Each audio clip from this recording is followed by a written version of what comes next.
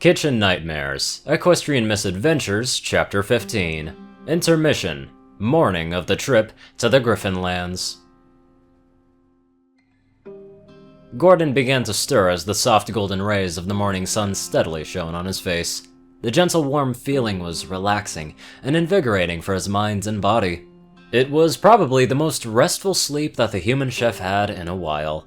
The list luxuries of an equestrian royal guest bedroom certainly was not short. Silken sheets made from crystalline iceworms, a blanket stitched together by the finest sorceress seamstresses in Canterlot, and feather pillows stuffed with the feathers of Zebragan crimson ostriches, accompanied by its own luxurious enchanted cloud pillowcase to give the occupant the best support possible. And atop all of it, it included a perpetual enchanted cloud mattress mixed with Meruvian wandering spiderweb silk gathered by a mysterious pony obsessed with jellyfulls, bow ties, long scarves, and the color blue. No hotel he has ever been to could possibly compare. The only thing that felt off to Gordon was that there was a strange pressure on his chest that went all the way down to his nether regions. Daring to open his eyes, Gordon slowly opened them, and the first thing that he saw right in front of his face was a curly mess of pink, poofy hair. His confusion immediately skyrocketed as his brain desperately tried to understand what he was looking at. When he tried to lift his head to get a proper look at whatever it was, two massive eyes lifted up and stared back at him. Those same eyes were full of untamed energy and excitement as two words caused Gordon to throw himself out of the bed. Good morning, Sleepy! Holy fuck! He threw whatever it was off of him and rolled out of the bed and onto the hard floor with a thump. Oh, that didn't look like fun. Well, I did come to tell you that we're all packed up and ready to head out, Sleepyhead. We're gonna see Gilda! Exclaimed the owner of the familiar voice. Then the owner of the voice bounced off somewhere as Gordon began to process what had just happened. A few minutes later, Gordon got himself dressed into casual clothing as he made his way out of his room and started making his way towards the royal dining hall. The daytime guard has already switched out to the night guard and begun patrolling the castle for the day. One of them was walking in the same direction as him, a guard mare with a wide gait and a dirty blonde mane. Gordon could swear that he had seen her standing guard outside of his room a few times, but it was difficult to tell, being all the guards shared the same mane and fur colors. Gordon came into the dining hall to find the royal princesses and the girls eating fruit salads, with plates of sunny-side-up eggs served on the side. Gordon, good morning. I hope that you had a pleasant rest. Celestia melodiously greeted. Oh, sure. It's just my awakening that got a little precarious, he said as he looked at the oblivious Pinkie Pie with a raised eyebrow. Yeah, Pinkie has done that to me at least 5 times now. Rainbow Dash chuckled. 6 times. Twilight added tiredly. Celestia politely giggled with her hoof up to her muzzle before taking another sip of her morning coffee. Well, I hope a little bit of food before your long trip will help. Griffinstone is at least 2 days away by train, and the next train to Griffinstone leaves at 3 in the afternoon. We would go with you since your mission is also political in nature, but Luna and I both need to be here when King Aspen's daughter, Princess Cherry, arrives. She's known to be judgmental and demanding, so it is crucial that everything is set up perfectly. Oh, well that's alright, Gordon insisted as he sat down at the table. I'll make sure not to have too much fun without you two. Oh, be sure that you don't molest Ramsey, Luna said dreamily. We wish to show you a number of eateries in our fair city that have not met our quota. As he began to eat his breakfast, he started discussions with them on what to expect in the Griffin Lands once they finally reached Griffinstone. A little bit of information never hurt. I wasn't allowed to go there last time, so I'm just a little bit in the dark too. But from what I understand, their city was in complete disrepair. The Lavender Mare explained. Yeah, when Pinkie and I got there, Griffinstone was a total dump. Rainbow said disappointingly.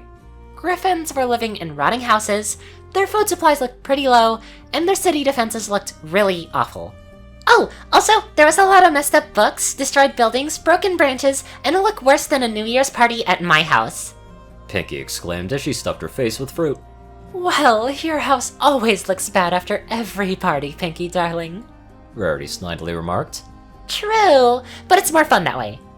Regardless, Luna said to get the subject back on track. Ever since our last skirmish with the Griffin Empire 1,000 years ago, their country has been on the decline ever since. Even their most recent king, Gudo, was unable to properly unite their nation and restore it to glory. More and more griffins have been moving permanently to Equestria to become citizens, and they have become less and less trusting to foreigners. Even with Gilda, there's still a long way to go to get Griffinstone to lighten up, Rainbow said.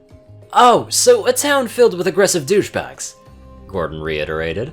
Sounds like New York on a Monday morning, or a typical Friday morning in San Francisco. Nothing I can't handle. I've dealt with all of them. All I can tell you is that we might not be able to help you once you head out of Equestria and into Griffin territory. So that's why I'm sending Twilight and her friends to accompany you, Celestia stated.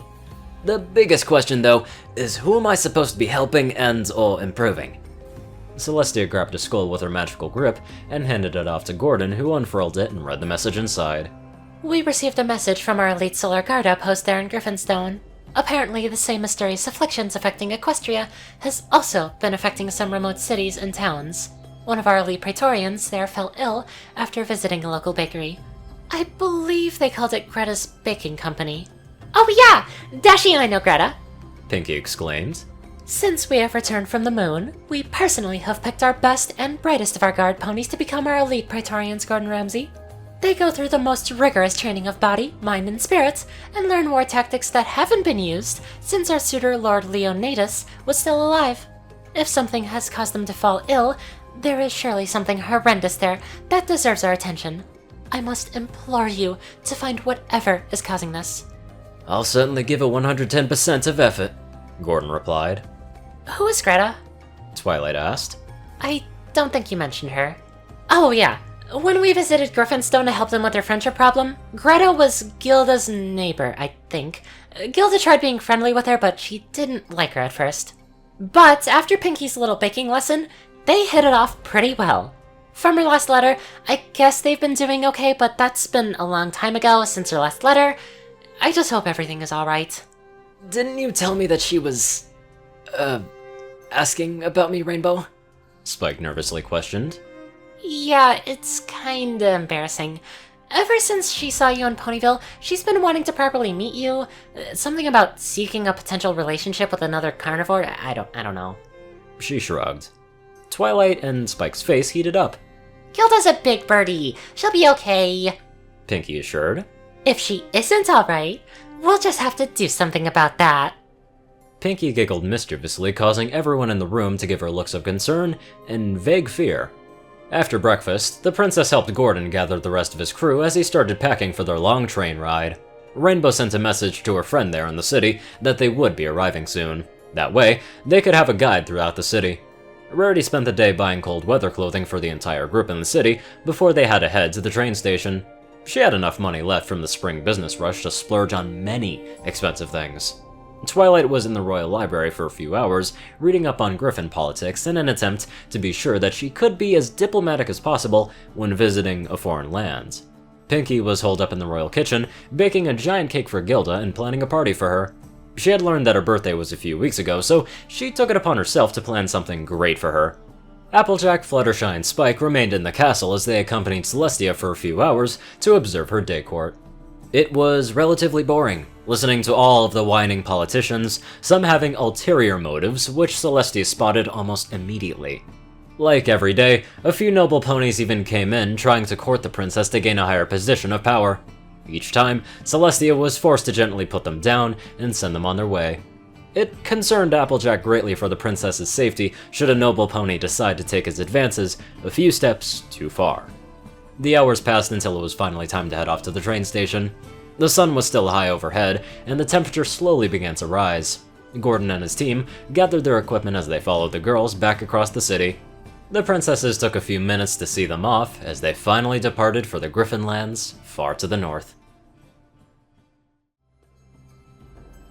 Oh boy, I cannot wait to see what the Griffin lands have in store for them. I don't know if it's gonna be as bad as some of us may expect, but there's only one way to find out. Anyway, I'd love to give a very special thank you to my gracious donators. Top donator, Dash of Evergreen, Peter Coulthard, Dresdon, Dospo, RuneScythe9852, CourierCruz CI, Delta Omega, Ryanie Dragonwolf, Gaggy, Secret Moon, Tall Rasha, The Toilet Snake, Soul Dragon, Starlight Glimmer, Squiddy Boy, David D. Sanchez, Trey, Pokekiller Zach, Dak Britton, Joe Piercy, Alex F., Rainbow Dash, James Dalton, and Teal K. Anderson. Thank you all very much for watching this video, and live life to the fullest.